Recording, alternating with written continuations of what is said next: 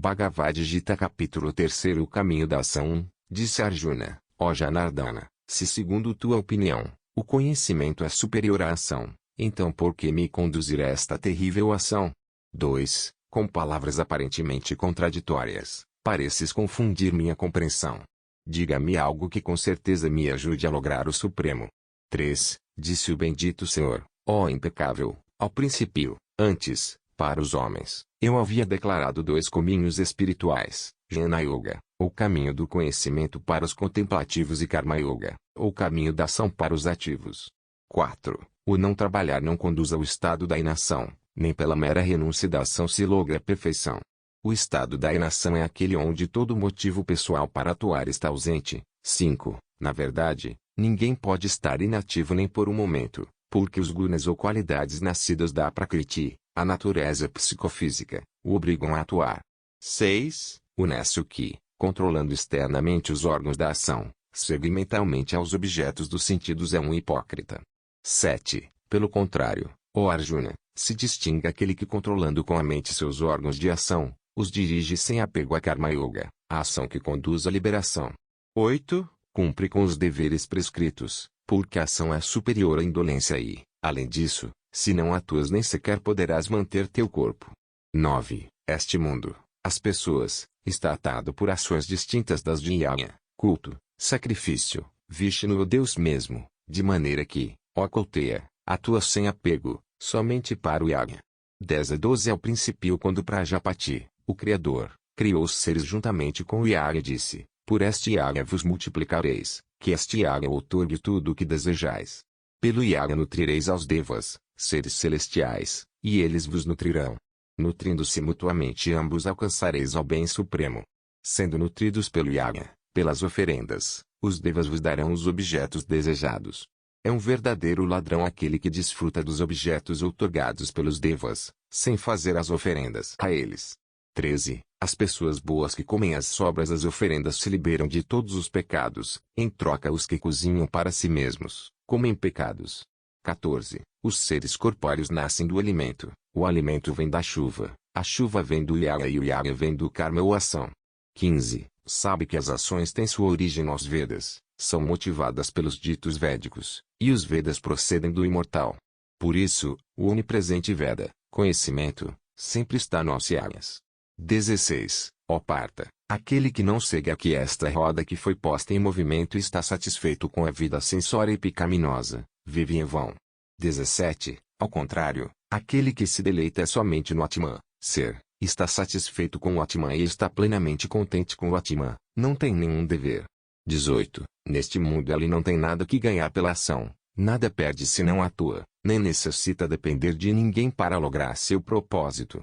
19. Assim que, mantendo-se desapegado, cumpra com seu dever. Na verdade, atuando sem apego o homem alcança o Supremo.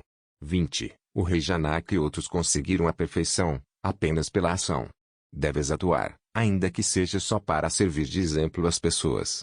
21. O que o homem superior faz é copiado pelas pessoas, o que ele mostra em sua ação é seguido pelo povo. 22. Ó Parta, eu não tenho nenhum dever a cumprir, não há nada nos 3 mundos que não haja logrado ou que tenha que lograr, no entanto continuo atuando. 23. Ó Parta, se alguma vez eu deixasse de atuar, o que faço sem descanso, as pessoas seguiriam meus passos. 24. Se deixasse de trabalhar, estes mundos pereceriam, eu seria responsável pela mistura das raças e pela destruição destes seres. 25. Ó Bharata, com o mesmo zelo com que os ignorantes trabalham para si mesmos, os sábios desapegados devem trabalhar para os demais. 26. O sábio não deve perturbar a fé do ignorante que está apegado à ação, no entanto trabalhando ali mesmo assiduamente, deve ocupar o ignorante na ação. O conhecimento se purifica pela ação abnegada. O egoísmo, o maior obstáculo ao progresso espiritual, cresce mais na indolência. 27. Em todos os casos são os gunas, as qualidades, da prakriti que atuam. Aquele cuja mente está iludida pelo egoísmo pensa, eu sou aquele que age, ator. 28. Mas, Otto de braços poderosos, saiba que os sábios conhecem a verdade sobre a distinção dos gunas e suas ações, e que os gunas, como sentidos, descansam sobre os gunas como objetos e assim não têm apego. 29. Alucinadas pelos gunas que constituem a Prakriti, as pessoas se apegam aos sentidos e suas funções. O sábio, que conhece tudo, não deve perturbar as pessoas de pouca inteligência e conhecimento imperfeito. O processo da evolução mental deve ser contínuo, mas jamais deve ser forçado e ir contra a tendência natural de cada aspirante espiritualismo. Nem todos têm o mesmo grau de compreensão nem a mesma capacidade de transformação. Por isso as instruções espirituais devem ser aplicadas com muito carinho e paciência, individualmente para cada caso. Cada homem vê, interpreta e compreende a verdade segundo seu ambiente e conceitos anteriores. Só pela continuação abnegada crescem no homem os conceitos universais da eterna existência, consciência, bem-aventurança.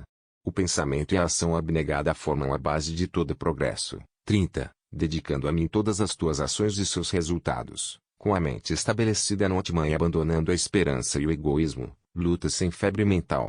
31. Também, aqueles que sem reclamar e cheios de jada, praticam constantemente este meu ensinamento, se liberam das ações e seus resultados. Jada é a atitude mental composta de sinceridade, humildade e fé. 32. Mas os que não praticam e desprezam este meu ensinamento, estes nécios, muito ignorantes, vão à ruína.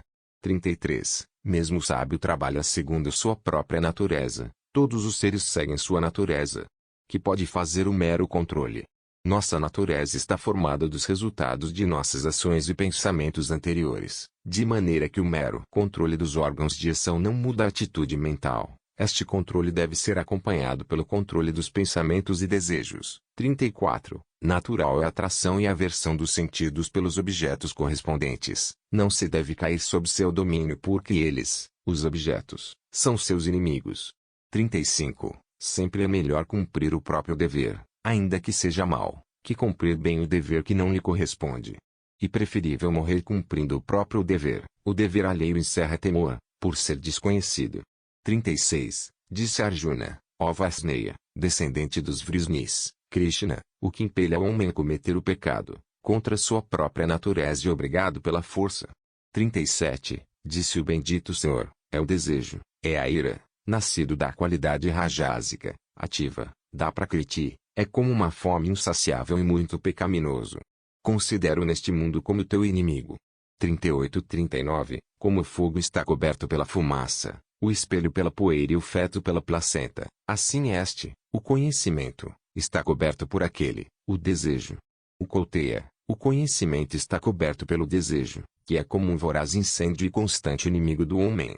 40. Se diz que suas moradas são, os sentidos, a mente e o intelecto. Agindo por eles, o desejo alucina o homem, cobrindo seu conhecimento. 41. Por isso, ó tu melhor dos Bharatas, antes de tudo controla teus sentidos e em seguida mata-o, o desejo. Ele é o pecaminoso destruidor do conhecimento e da suprema realização. Espiritualismo 42. Se diz que os sentidos são superiores ao corpo, a mente é superior aos sentidos, o intelecto é superior à mente e o Atman é superior ao intelecto.